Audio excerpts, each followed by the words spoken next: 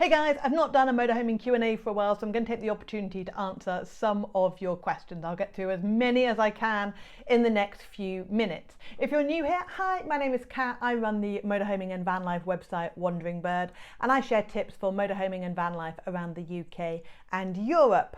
Today I'm going to be answering some questions from my email subscribers. If you would like to get on my email list and get the opportunity to get your question answered, then the link is in the notes for you. Okay, let's dive in. First question, should I use a dash cam or a GoPro? This is a really good question. The answer is, it depends. Dash cams are fantastic because they're constantly recording and overwriting themselves. So they record all the time as you're traveling, and then if something happens, if you have an accident, touch wood, you can press the button on the dash cam and it will save the last bit of the recording for you. So it's constantly going, and it's a really good backup / insurance policy in case you do get into an accident. GoPros are slightly different. GoPros only work when you press them on. Now you can leave your GoPro just going on as you're driving, but it won't overwrite itself. What it will do is the SD card will fill up and then it won't record anymore. Now that might be a way of doing it, and of course you can record some beautiful scenery, but it will not be there as an insurance thing if you need it from an accident. So it entirely depends what it is you're trying to do. If you want it as just a backup in case something happens, go for a dash cam. If you want to make YouTube videos or record your adventures or just have it for your own bit of fun, then I would go with a GoPro. You can get it mounted on the top just in front of the steering wheel, which is what I often do. And it's a really nice way to be able to record the area that you are driving through, but it will not work in the event of an accident unless you happen to be already recording. Next one, I'm going to read this one. We're traveling to Sweden via Holland, Germany and Denmark. Do we need different stickers for the green zones in each country, or will the Crit Air sticker we have for France be sufficient? Hope you can help, Anne. Hi Anne. Right, answer to your question. You need a different Crit Air sticker for every country that requires them. So France, definitely, you only need one for the whole of France. You do then need a different one for Germany. Off the top of my head, I don't know the rules for Holland, Sweden and Denmark, but if they do require them, and I will leave the link to the website that's got all the information for every country. It's also got the official sites to buy the Crit Air stickers through. I'll leave that in the notes for you, so go through, you can check then what you need for each country. However, I will say this, I drove and have driven around Europe for years and I haven't had a single Crit Air sticker on my van because I don't go into any of the zones. If you are just driving through the countries, I drove all the way up to the top of Denmark when I was on my way out to Iceland last summer. I didn't have a single Crit Air sticker on my van and I avoided all of the zones. You only need the Crit Air stickers if you are going to go into one of the zones. It's like driving around London and not going into the ULEZ. You don't need to pay. Exactly the same thing.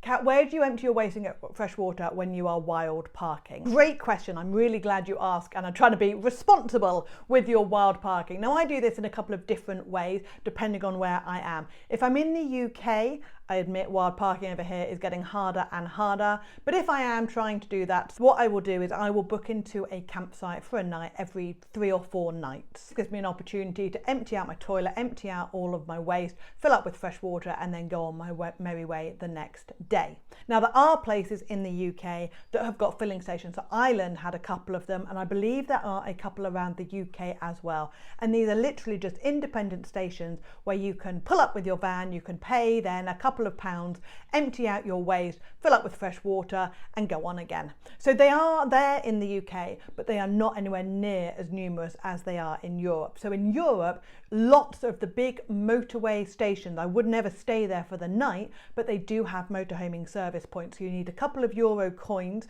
although I think some of them now have got the wireless Wi-Fi tap thing on your phone, but you need them, you fill up, you can pull over the drain, empty out your grey waste, empty out your toilet in the proper thing and fill up with fresh drinking water. And you can just do that as you are then going down the motorway to wherever you're planning to stop, which makes staying off grid so much easier in Europe. But again, if I happen to be at a point, I know there was a place in Norway where we got stuck, there was a couple of the service points that weren't working, so we just booked into a campsite for a night and used their facilities, and that's what they're there for. Fitting your own gas bottles, what are the insurance ramifications of that? That is a brilliant question. I'm really glad you asked. This is really, really important. If you fit your own gas flow bottles, which we did on our previous motorhome, you must get them checked by a proper approved gas fitter or gas engineer, and then tell your insurance company. Really important, otherwise your insurance will be invalid. So you must make sure that you get that done and then get it updated with your insurance. Kat, I hope you can help me. I've been trying to find out if our dog's Romanian passport would be accepted across the EU. The passport is valid, but the vaccinations need updating. I assume that means the vaccinations are out of date, which means that the passport isn't valid, which means sadly the only way that you can get a pet passport, like a proper one that is accepted around the EU rather than having to use the animal health certificate, is go back to Romania with your dog, and the only way you will get your dog out there is to pay for an animal health certificate. That's the only way of doing it. You've got to pay for the animal health certificate to get out there. If you can then get a pet passport when you're out there, get back new vaccinations and basically get a whole new thing, then that's up to you. But there's no way of your dog leaving the country now without an animal health certificate because your passport has expired. Kat, I really love your piece on your website on wild camping and wild parking. Oh, thank you. Is there something that we can print off to keep in our vans in the event of being asked to move on? No. And again, this is really, really important when you are looking at staying off grid or wild parking with your motorhome or your camper van, especially in the UK, which I'm assuming is what that was based on. You don't have any rights. If you want to not be worried about being moved on in the middle of the night, stay at a campsite, stay at an approved spot, stay at a pub car park, anything like that. There's plenty of options for you. But if you are going to park in the middle of nowhere, you could always be asked to be moved on by either the landowner or an official, which is basically the police.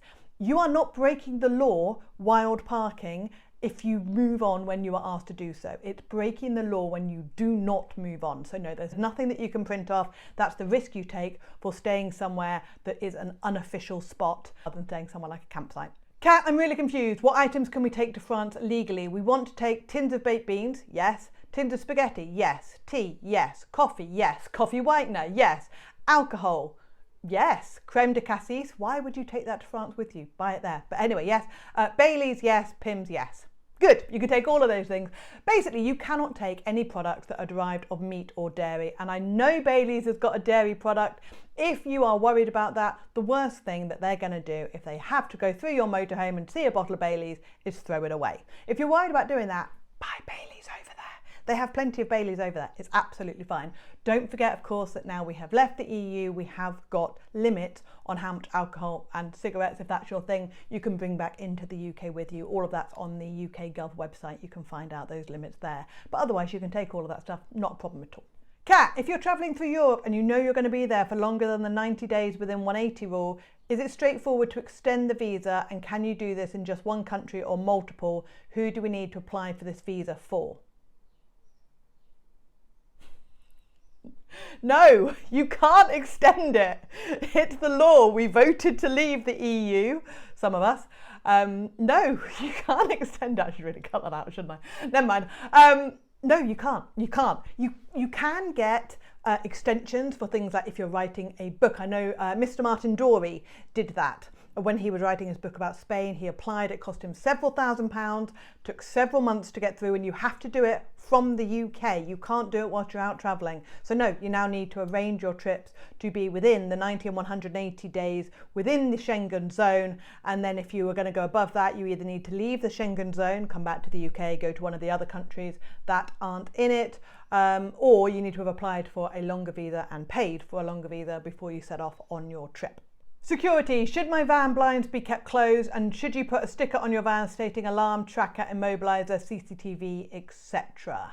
I think this means when you are at home, but I'll answer it for both. I always keep my van blinds closed when I'm parked up and I'm not leaving the van. Admittedly, I often leave it in a secure storage facility. If, like when I went to Antarctica or anything like that, I have it all the blinds shut when I am in there.